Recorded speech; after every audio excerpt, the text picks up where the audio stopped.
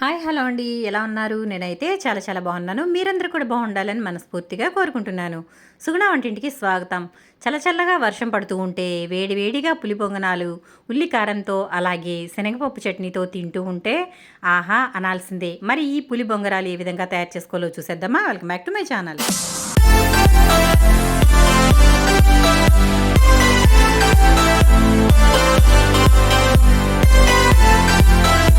ముందుగా వీటికైతే ప్రాసెస్ అనేది ముందు రోజే మొదలు పెట్టుకోవాలండి. అంటే ముందు రోజు సాయంత్రమే పప్పు అయితే నానబెట్టుకోవాలి. దీనికి కావలసిన పదార్థాలు మినపప్పు, బియ్యం. చూసారు కదా, నేను ఇక్కడ 1 గ్లాస్ అయితే మినపప్పు తీసుకున్నాను. అలాగే అదే గ్లాస్తో 2 గ్లాసుల వరకు బియ్యం తీసుకుంటున్నాను. ఈ బియ్యం రేషన్ బియ్యం అయితే ఇంకా బాగుంటాయి. లావుగా ఉంటాయి కదండి బియ్యం. ఆ బియ్యం అయితే వీటికి చాలా బాగుంటాయి. మనకి దోశల ప్రాసెస్ ఏ విధంగా ఉంటుందో ఇది కూడా సేమ్ అంతేనండి.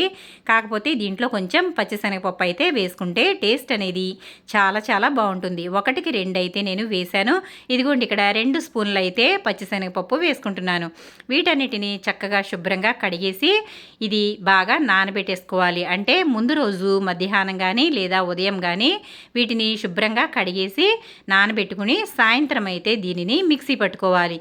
పప్పులు ఎంత బాగా నానితే మనకి పునుగులైతే అంత బాగా వస్తాయి. చూసారు కదా, నేనైతే వీటిని శుభ్రంగా కడిగేసి 2 సార్లు నానబెట్టేసి ఆ తర్వాత మెత్తగా రుబ్బుకోవాలి. పప్పు బియ్యం అయితే చక్కగా నానిపోయాయి. ఈ విధంగా నానినట్లయితే మనకి పునుగులు అనేవి చాలా బాగా వస్తాయి.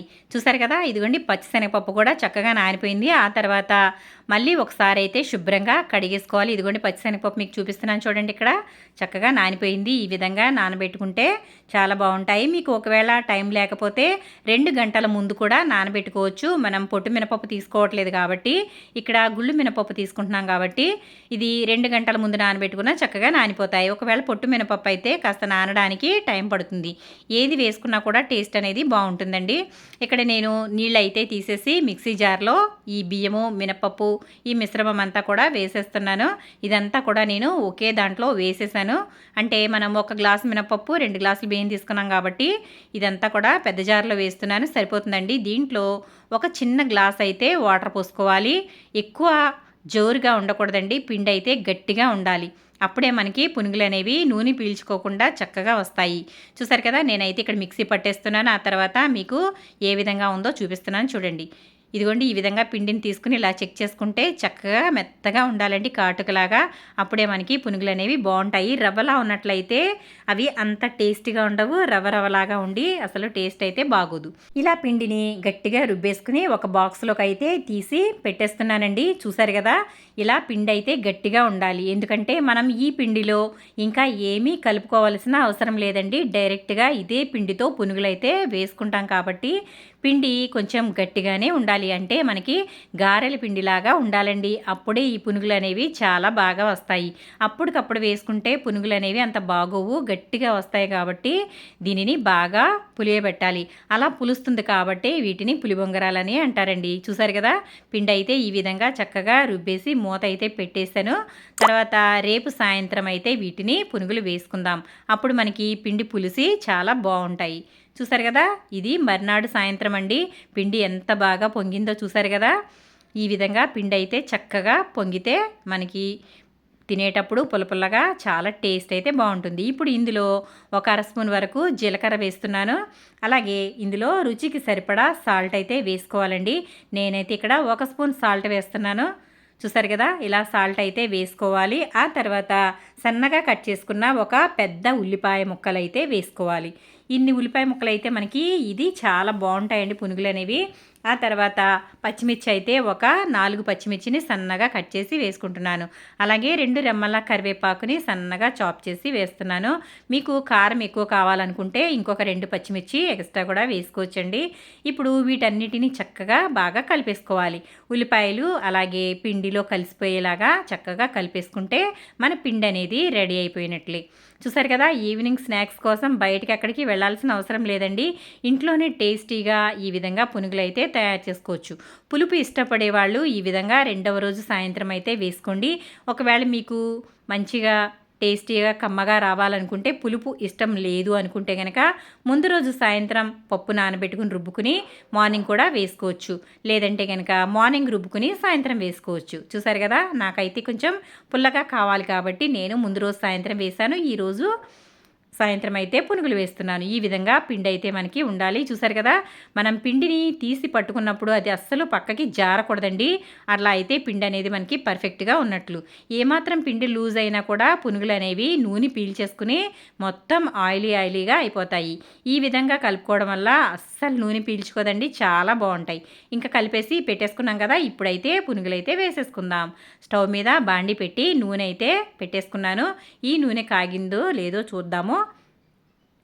నేనైతే ఎంత కావాలో అంతే ఆయిల్ వేసానండి. ఎందుకంటే వాడిన నూనెని మరొకసారి అయితే ఇంకొక వాటికి వాడకూడదు కాబట్టి నేను తక్కువ నూనెలోనే డీప్ ఫ్రై అనేది చేస్తూ ఉంటాను. చూసారు కదా, చాలామంది గిన్నె నిండా ఆయిల్ పెట్టేసి దాంట్లో వేయించేస్తూ ఉంటారు. మళ్ళీ అదే ఆయిల్ని 2-3 సార్లు వాడుతూ ఉంటారండి.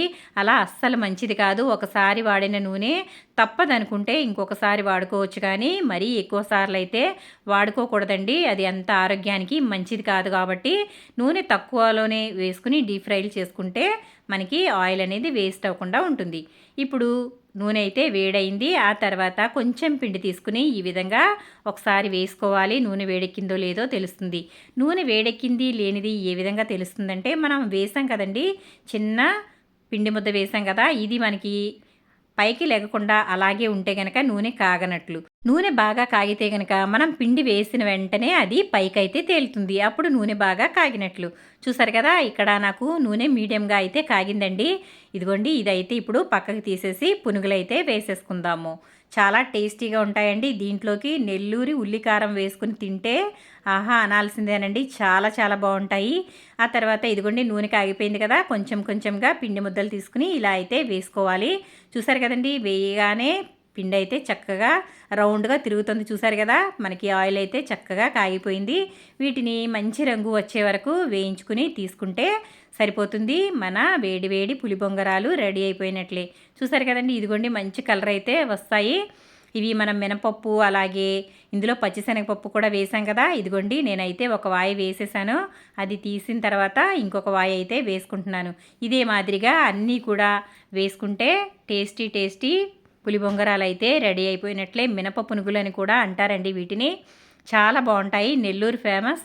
చూసారు కదా, మన పునుగులు అయితే చక్కగా టేస్టీగా అయితే తయారైపోయాయి. దీంట్లోకి ఉల్లికారం వేసుకుని తింటే, అలాగే మీకు ఇష్టమైతే అల్లం చట్నీతో తినచ్చు, కారపొడితో తినచ్చు, అలాగే పల్లీ చట్నీ, కొబ్బరి చట్నీ, ఏ చట్నీ అయినా సరే చాలా చాలా బాగుంటుందండి. చల్లగా వర్షం పడుతుంటే వేడిగా ఈ పునుగులు వేసుకుని పల్లీ చట్నీతో అలాగే ఉల్లికారంతో టేస్ట్ చేయండి. చాలా బాగుంటాయి. మళ్ళీ ఇవే చేసుకుని తింటారు. చల్ల పునుగుల జోలికైతే అస్సలు వెళ్ళరండి. ఇవి ఒక్కసారి తింటే అంత బాగుంటాయి ఈ పునుగులు. చూసారు కదా, నెల్లూరు ఫేమస్ పులిబొంగరాలైతే ఈ విధంగా చక్కగా అన్నీ కూడా మంచి రంగు వచ్చే వరకు అయితే వేయించేస్తున్నాను. మరి మీరు ఏ విధంగా తయారు చేసుకుంటారో నాకు కమెంట్ సెక్షన్లో కమెంట్ పెట్టండి ఫ్రెండ్స్. చాలామంది మైసూర్ బోండాలని అలాగే చల్ల పునుగులని వేస్తూ ఉంటారు, కానీ అందులో కంపల్సరీగా మైదా అయితే కలుపుతూ ఉంటారండి. అలా మైదా వాడకుండా చక్కగా ఈ విధంగా మినపప్పు బియ్యంతో ఈజీగా ఈ పులిబొంగరాలు అయితే ట్రై చేయండి. చాలా బాగుంటాయి. ఎంత కలర్ వచ్చాయో చూసారు కదా, టేస్ట్ కూడా అంతే అదిరిపోయిందండి. ఈ పిండి కొంచెం పులిస్తేనే బాగుంటుంది. అందుకే నేను ఈ విధంగా ముందు రోజు సాయంత్రం పిండి రుబ్బుకుని ఈరోజు సాయంత్రం అయితే వీటిని వేస్తున్నాను. మీకు ఒకవేళ పులుపు ఇష్టపడకపోతే కనుక అప్పటికప్పుడు రుబ్బుకుని కూడా వేసుకోవచ్చు. చాలా బాగుంటాయి. కానీ అప్పటికప్పుడు రుబ్బుకుని పిండి వేసుకోవడం వల్ల కొంచెం గట్టిగా అయితే వస్తాయండి. కానీ ముందు రోజు సాయంత్రం రుబ్బుకుని ఈరోజు మార్నింగ్ కూడా వేసుకోవచ్చు. చూసారా, ఈ విధంగా అయితే పునుగులు కూడా మీరు కూడా తప్పకుండా ట్రై చేయండి ఫ్రెండ్స్. ఈ విధంగా పులిబొంగరాలని కారంగా ఉండే చట్నీతో తింటే అసలు స్వర్గం కనిపిస్తుందండి. ఇంక వేటి జోలికి వెళ్ళరు. పిల్లలు కూడా చాలా ఇష్టంగా తింటారు. ఎప్పుడు ఇవే చేయమని అడుగుతారండి. చల్లగా వర్షం పడుతూ ఉంటే వేడిగా మరి వీటిని ఆస్వాదించండి. చూసారు కదా, నేనైతే అన్నీ కూడా ఇదే మాదిరిగా వేసేసాను. నాకైతే నోరు ఊరిపోతుందండి. ఎప్పుడెప్పుడు తిందామా అనిపిస్తుంది. అంత కలర్ఫుల్గా ఉన్నాయి ఈ పులిబొంగరాలు. చూసారా, మరి మంచి కలర్ అయితే కనిపిస్తున్నాయి కదా. మరి మీరు ఏ విధంగా తయారు చేసుకుంటారో నాకు కమెంట్ సెక్షన్లో కమెంట్ పెట్టండి. వీడియో నచ్చితే లైక్ చేయండి, షేర్ చేయండి, సబ్స్క్రైబ్ చేయండి.